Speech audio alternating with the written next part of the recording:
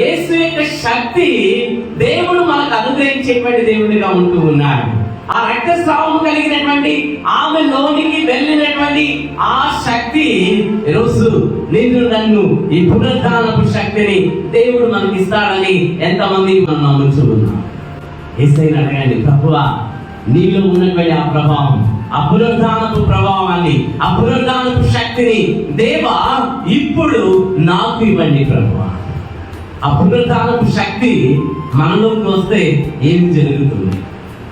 ఆ యొక్క ప్రభావం మనలోనికి వస్తే ఏం జరుగుతుంది?